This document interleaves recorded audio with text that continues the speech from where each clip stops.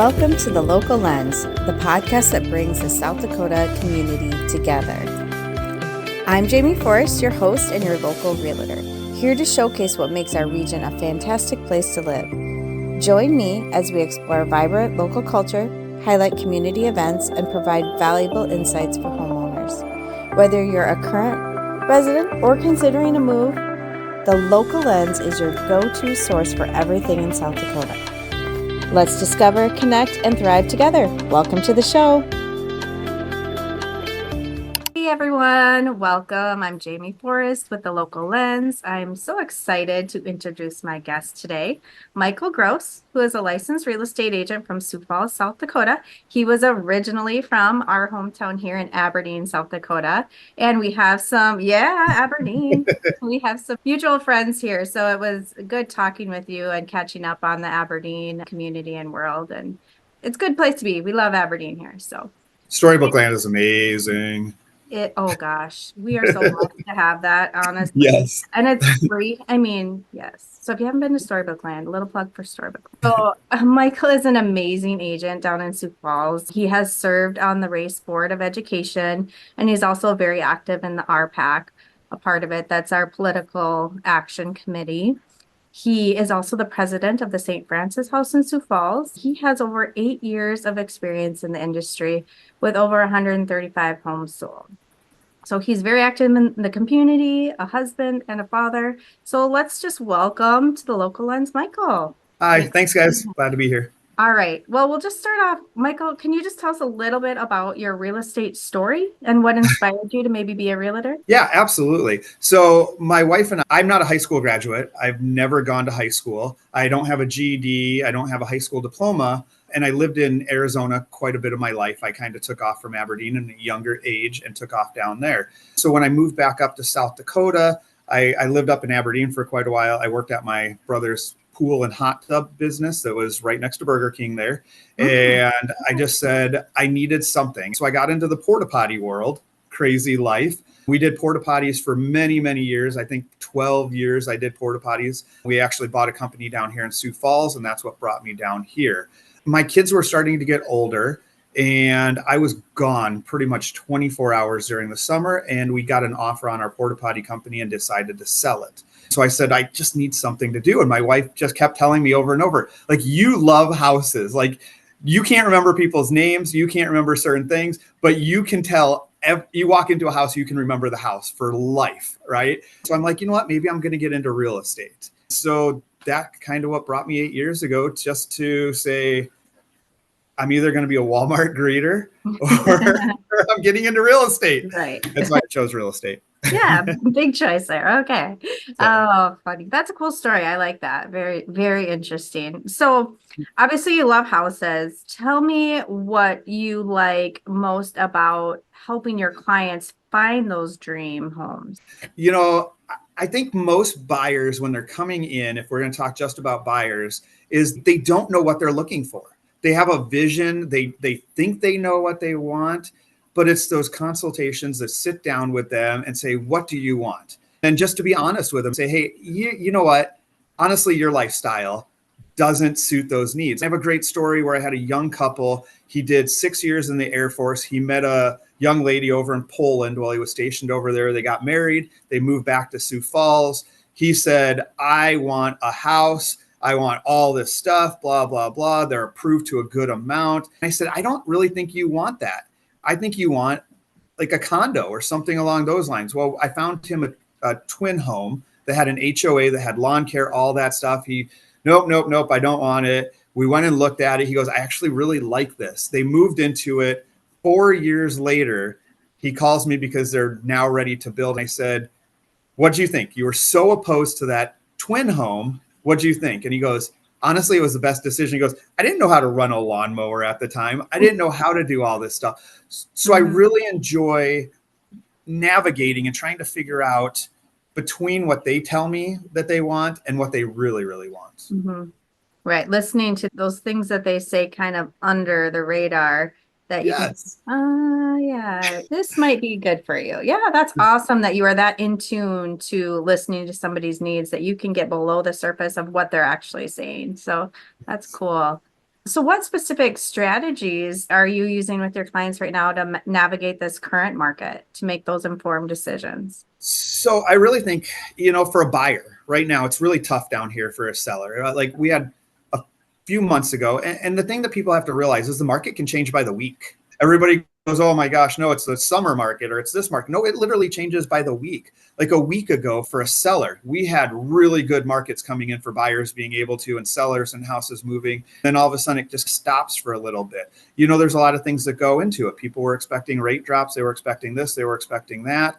They weren't really going. So what that tells me right now, this is an amazing market for a buyer to be able to come in and ask for closing costs, ask for prepaids, be able to ask for certain items, being able to ask for inspection items. Like this is literally right now, this week is a buyer market. Last week, I would have said, it could have gone 50-50. And about 2-3 weeks ago, it was definitely a seller's market. But right now, this week is a buyer's market. All my buyers, I keep telling them right now, like, buy, buy, buy. We're coming in and we're asking for the world from sellers, and they're selling. You're looking at trends where houses are sitting on the market for 45, 60 days right Mhm. now.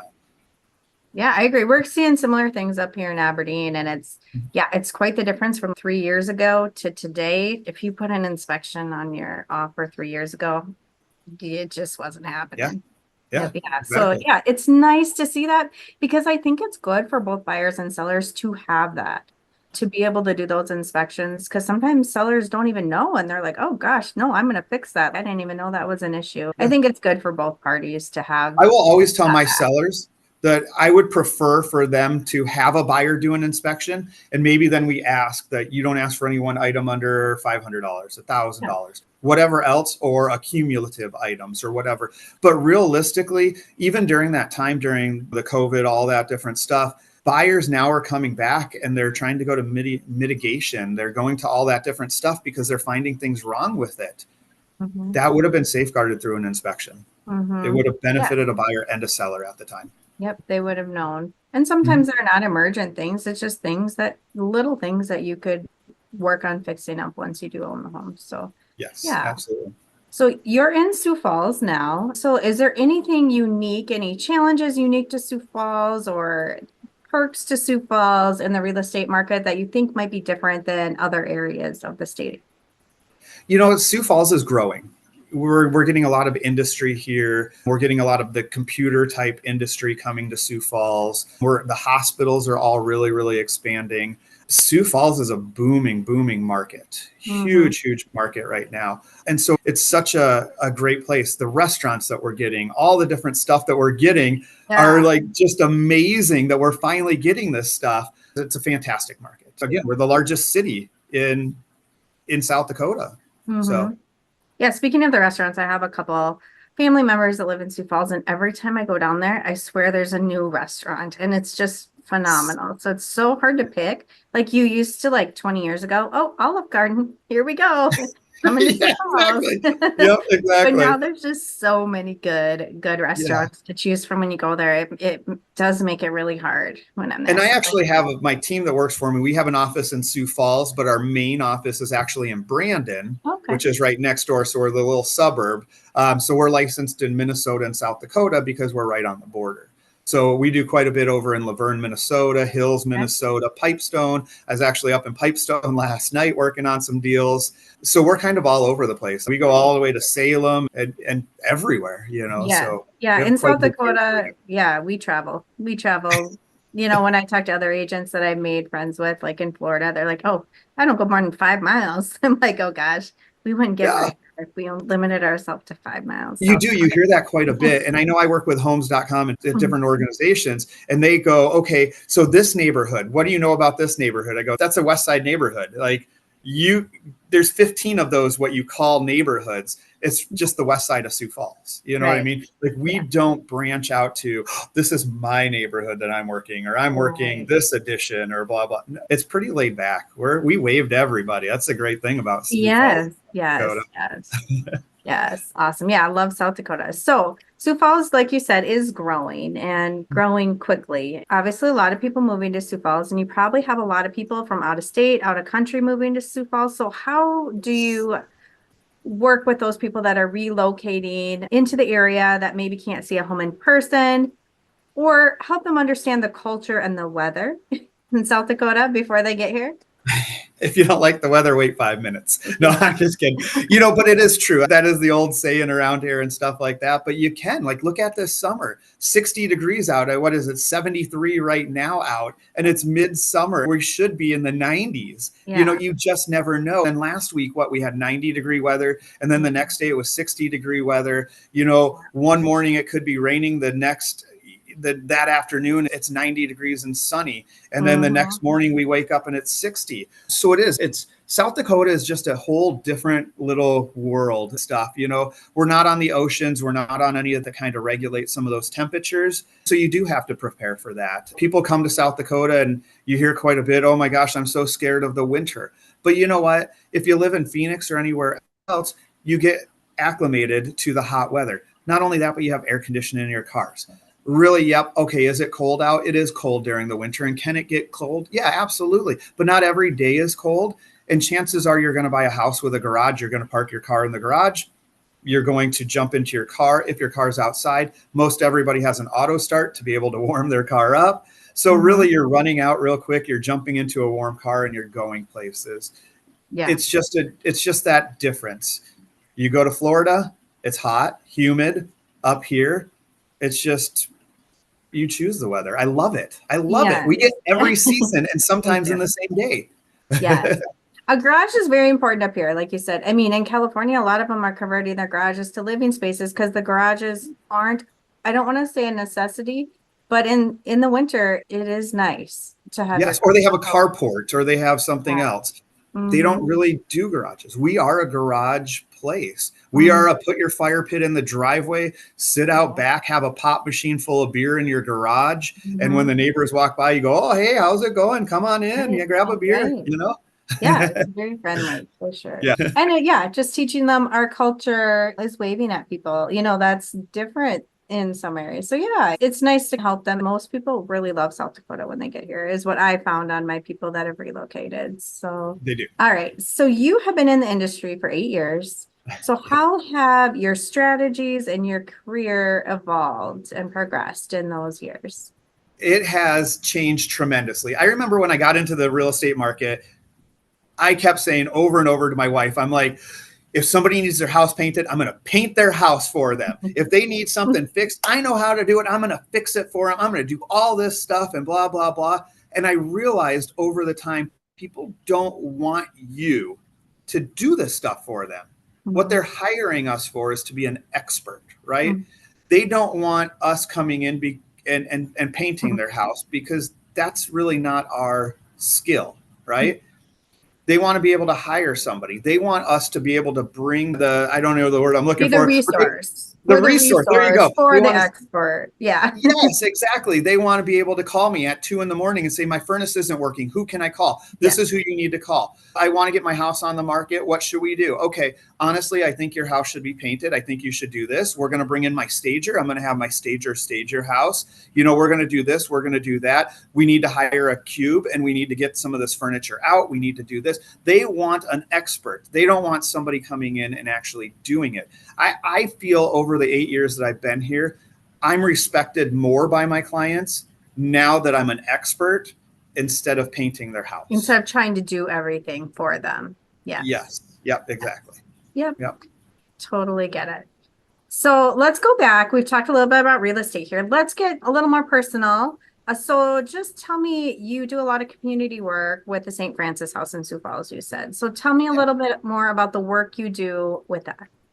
So I'm the current president. I was just reelected as the president again for the St. Francis House. So that is fantastic. Very excited. If you're not familiar with the St. Francis House, we are a place that we work with the Department of Correction, the DOC, that we take minimal inmates that can come and stay with us to do work release where they couldn't do that in the prison system, right? And so we charge quite a bit less. It's typically about $45 a day, where the prison system charges about $109 per inmate, right? So we are such a great option that saves the prison industry money by bringing them in. But we don't just work with prisoners that are minimal. We also bring in anybody off the streets. say you're having a tough time, you don't have a place to stay, we will bring you in and you can stay in our house with us, right? One requirement that we have is that you do have to work. Our whole goal in the mission is to put people out as productive members of society, right? So we want them to work. We also go to the depths of, we talk to their parents, we talk to any relatives, we check with the court systems and anywhere to see if there's anything that they owe, right? And so part of their being in the house, not only do they have to work, but they also have to pay back all of their debt, restitution, any of that child support. So our average person that they stay with us for 1 year, after 1 year, they have all their debt completely paid for. And they usually walk away from the house from anywhere from like $15,000 to $45,000 in their bank account. Now, take somebody that's great. That's amazing. Getting them personally set up for success. Yes. Getting them back out into the world. Yeah. Yeah. So instead of getting out of the prison system, they haven't been able to work. They haven't been able to do anything. They did a minimal crime, right? So now they get out. They have no money. They still owe all that money because they weren't able to work in the prison system. They're more likely to go back out and commit a crime. Right. So we have right now, they just did a study for it. 84% of the people that go through our program through the St. Francis House do not return back to prison. That's amazing. Huge. That's the high statistic because we set them up and their bank accounts up for success. Right. Because they're not in that desperation mode that leads them back down the path that probably got them in trouble in the first place, because you've set them on that point that they're successful, they're stable, financially stable, and ready to move forward. That is awesome. So can people like donate time, money to the St. Francis House to help this organization out there? Yes, absolutely. So we serve breakfast, lunch, and dinner to our guests. A lot of the food is donated to us. I'm not positive, but I think it's on average per meal, we pay about 17 cents per guest for those meals. Think about that, 17 cents, because of all the donation of food and everything else that comes into us that we're able to give back. The Canaries, after all the baseball games, donate hot dogs and food to us that then we can turn around and feed our guests or anything like that. But yeah, we do volunteer. You can come in and cook breakfast. You can cook lunch. You can cook supper with us or whatever else. You can serve. You can come in and pack sack lunches. You can come in and maybe you're an expert in some type of topic, right? Because we also want our guests, we have programs for our guests to be able to get their GED. We have programs for our guests, a welding program for them to learn how to weld. We have counseling programs. We have all different programs that volunteers come in and work with our guests. Wow. This sounds like an amazing program. I don't know how you have time to be a real estate agent, do this. And then you told me about some other things you do. So like you said, you also have a coffee shop. So how do you manage your work-life balance with this busy career and family and all the things that you have your hat in here? Honestly, I don't know. It might sound mean, but I don't work with clients that aren't ready. Like I say, I know it sounds mean or whatever else, but you know what? I'm going to give up my time for them. They're going to give up their time for me, and we're going to work together, right? We need to be pre-approved. We don't want to go look at a $600,000 house if you're not approved to that. We don't want to waste the time. We want to be able to go out and we want to sit down. So I really, really push my clients that time management is very, very important. We want to sit down. We want to figure out what you want or what you're willing to do or what your compromises are. And those are what we want to focus on, right? Because if we're just out running around and all that stuff, that takes them away from their families. That takes me away from my families. That takes my employees that work for me away from their families, right? So we want to make sure we're doing the best for you. But I also give back to my clients, right? Last year, we did a big giveaway. We did a drawing. Anybody who purchased a home from us, we gave $10,000 back to one person. So one client, they got $10,000 and they used that. They took a train ride across Canada with it. So we do a lot of that type of stuff. We figure out different ways that we can work with our clients to be able to benefit them and have different events for them also. That's cool. Yeah, I can so relate to you. I have a mindset, it has to be the right agent, the right strategy, and the right time to make everything successful. So I love that $10,000. I need to step up my game. We're just giving away a free week's vacation voucher and some So airline cards this year, but I like the cash idea too. That is great. Yeah. So perfect. Yeah. So what advice would you give to someone who is considering a career in real estate? It's a fantastic and fun event. I always joke around, and I know this, I say weird stuff sometimes, but I always say I keep a rope in my garage some days to tie up money and some days to hang myself. There's ups and downs in the real estate market, right? Not only with the markets, but also with clients. I've just sold a big chunk of land that I'm closing on here this afternoon as soon as I finish with this. And all of a sudden, cows showed up on the property, Oh right? no.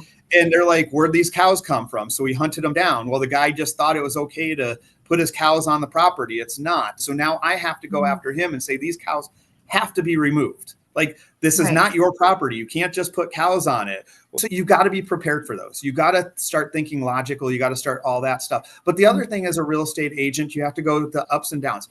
When you first start getting in the market and you start becoming a real estate agent, you get really excited, right? And you get a client, you get a buyer, you start working with that buyer and you're focused on them.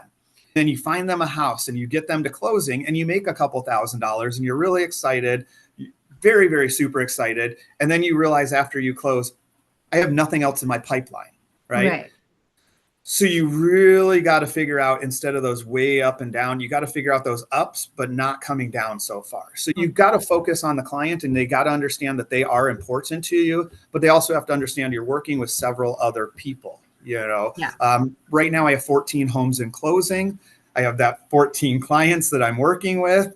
I'm going to help you. I'm going to do everything I can for you, but I also have to divide up my time and make sure everybody else, their time is valuable also. Right. So I think that's the hardest thing getting into the real estate market. People think that they're just going to jump into it and they're going to. My biggest thing is when you get into becoming a real estate agent, use that beginning 6 months, year, whatever it is, and take as many classes as you can. Talk to as many other agents as you can and listen to them. Really, really get that down. Yeah. For sure.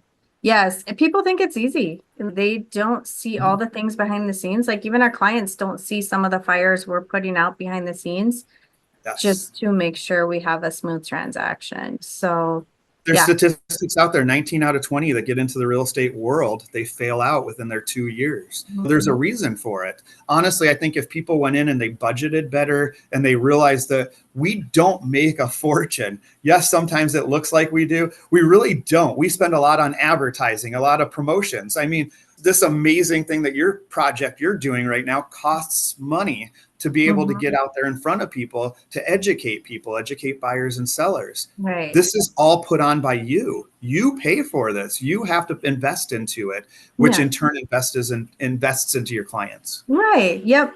Absolutely. We do a lot of stuff for free that we don't ever get paid for. 100%. 100%. So, all right. Yeah, you've shared some really great stories. This has been a really good talk. So I'm so glad that you've been here with me today. So one last question. What are your goals for this year? Oh, this year, I averaged 23 to 27 million in sales a year. This year, I wanted to break 40 and I've just done that. So I hit my goal for this year. Our goal going into next year for our team is we are putting money aside. I met a gentleman out of Texas that he does something that I think is absolutely amazing. He hires a comedian every year and to help boost his leads and everything like that, getting in for those. We want to hire a comedian to put on a free show at the beginning of this next year. And so that's what we're budgeting for right now. We're trying to do so that way then we can get names that go into our pipeline that we can continue marketing to, things like that. And I think it's great to, again, the giving back to the community and things like that. It would be fantastic to bring in a big known comedian to this area for a free show. Yeah, that sounds awesome. I'd be game for that for 100%. It's a great idea. Is there anything before I wrap this up that we didn't talk about that you want to get out there for our audience today? I don't think so. Just understand when you're working with a real estate agent that they are knowledgeable. When they're telling you what the market is like, they're trending, right? We're sitting and we're doing trends and we're watching the market and we know. And if we say, hey, it's a hot market right now for buyers, it's a hot market for buyers. We work our tails off all the hours up till 3 a.m. sometimes trying to get paperwork done and all this other stuff. Just know your agent works hard for you and you've got to trust them. And again, there's a ton of agents out there. If you find an agent that you're not comfortable working with, or you don't feel that they have their best interest or your best interest, find a different one. I don't work well with everybody. I like to play jokes. I like to joke around and things like that. I might not be the best agent for some people. And I'm pretty honest about that, So that would be about the only thing I say. Trust your agent. And if you don't, find one you do. Great advice. Great advice. All right, Michael, can you let everybody know out there the best way to reach you? So if they have any more questions about real estate or about the St. Francis house or any of the things you're doing in Sioux Falls, how can they get in touch with you? Yeah, absolutely. It's Michael Gross Realty Group. Our main office is out of Brandon. We do have one, like I said, in Sioux Falls. We are right in the heart of Brandon. I also own a coffee shop in Brandon, so you can stop by Kingbird Coffee. Woo, Kingbird! And grab a coffee. We actually just did a beverage battle out of 12 coffee shops around in this region, and we won. So you can come see the trophy in our coffee shop with the best beverage out of 12 different places. Or you can give me a call at 605-929-0329 or michael@heg.com. Just about anyway, pretty easy to find. Like I said, come have a coffee with me. I like drinking coffee. Awesome. Thank you, Michael, for being here today on The Local Lens. And thanks to all of you for watching out there, and we'll see you next time. Bye. Thank you. That wraps up this episode of The Local Lens. Thanks for tuning in and exploring South Dakota with me. Don't forget to subscribe, rate, and leave a review to help us reach more listeners. Stay connected with us on social media for updates and more community highlights. Until next time, keep discovering, connecting, and thriving.